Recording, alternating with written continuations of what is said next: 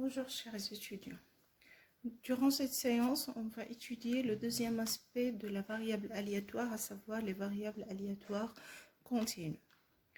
Dans des séances précédentes, nous avons défini qu'est-ce que ça veut dire une variable aléatoire et surtout, on a insisté sur le fait que la distinction continue ou bien discrète, c'est une décision qu'on prenne sur l'ensemble d'arrivées de la variable aléatoire. Si les valeurs prises par la variable aléatoire, c'est un ensemble fini ou bien dénombrable, c'est qu'on est avec une variable discrète. Mais si par contre c'est un intervalle de R, alors là on parle d'une variable aléatoire continue et qui fera l'objet de notre séance. Alors, définition, une variable aléatoire continue est une variable qui prend ses valeurs dans un intervalle de R. Les exemples les plus courants sont par exemple la taille d'un élève. Si je prends la taille d'un étudiant ou bien d'un élève, ça ne peut jamais être mesuré comme étant, ça ne peut jamais être une valeur qui est discrète. La longueur d'un train, le temps d'attente, etc.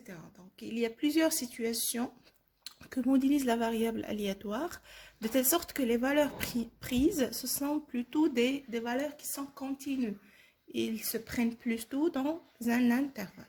Alors, comme ce qu'on avait vu pour la variable aléatoire discrète, la variable aléatoire continue, avec la variable aléatoire continue, on donne toujours un certain nombre d'informations, même si on ne le demande pas. D'accord? En commençant par ce qu'on appelle la fonction de répartition. Alors là, j'ouvre la parenthèse et je dis bien que cette notion de fonction de répartition, elle a été déjà mentionnée dans le cas discret. Là aussi, on va la voir. Ceci dit, ça veut dire pour chaque variable aléatoire de toute nature, on doit toujours donner cette fonction de répartition. Alors, soit x est une variable aléatoire, on appelle la fonction de répartition de x, la fonction définie sur R par f de petit x, c'est quoi? C'est exactement la probabilité pour que la variable aléatoire soit inférieure ou égale à la valeur petit x. D'accord? Normalement, ce qu'on fait nous, c'est qu'on calcule P de x est égal à de grand X est égal à petit x. Mais lorsqu'il s'agit de la fonction de répartition, qu'est-ce qu'on fait? On prend par considération non seulement la valeur petit x qu'on a, mais tout l'historique qu'on avait. Toutes les valeurs qui étaient antérieures ou bien ils étaient inférieurs à petit x.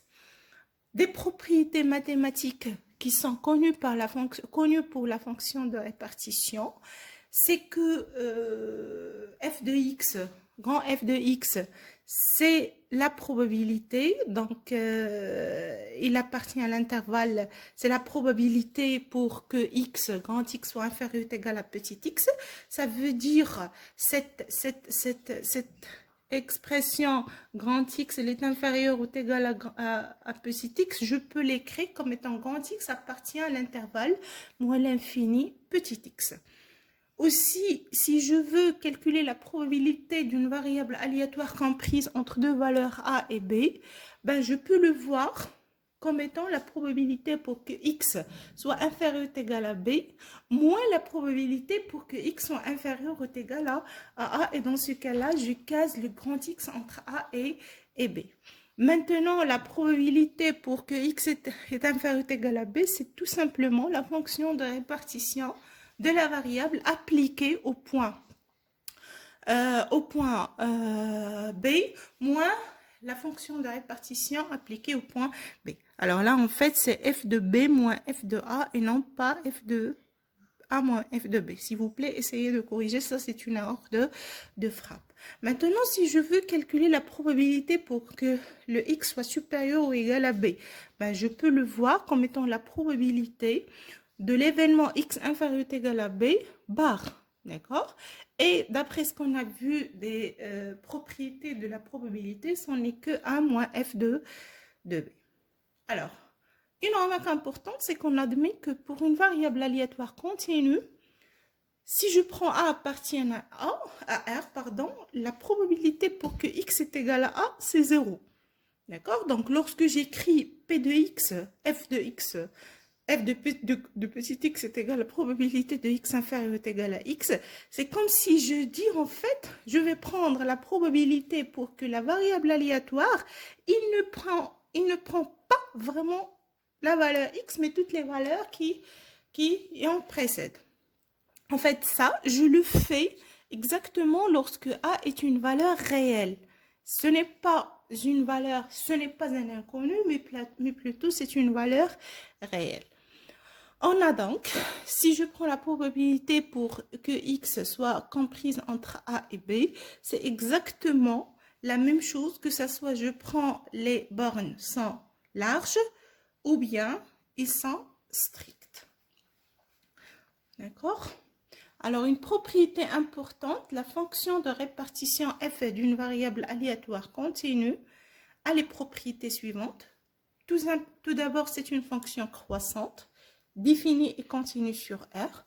Ça veut dire si jamais on vous donne une fonction grand F et on vous demande est-ce que ça peut être une fonction de répartition, si la fonction n'est pas croissante, ça veut dire si je trouve qu'elle est décroissante, il ne peut pas être une fonction de répartition.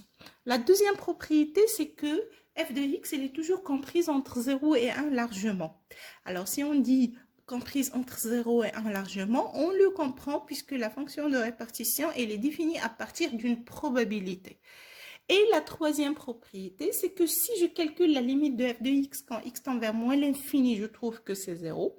Et si je la calcule plutôt au voisinage de plus l'infini, je trouve que c'est exactement 1. Ça, on peut le démontrer en utilisant les deux propriétés, à savoir que notre fonction, elle est continue, elle est croissante continue et qu'elle est toujours comprise entre 0 et 1.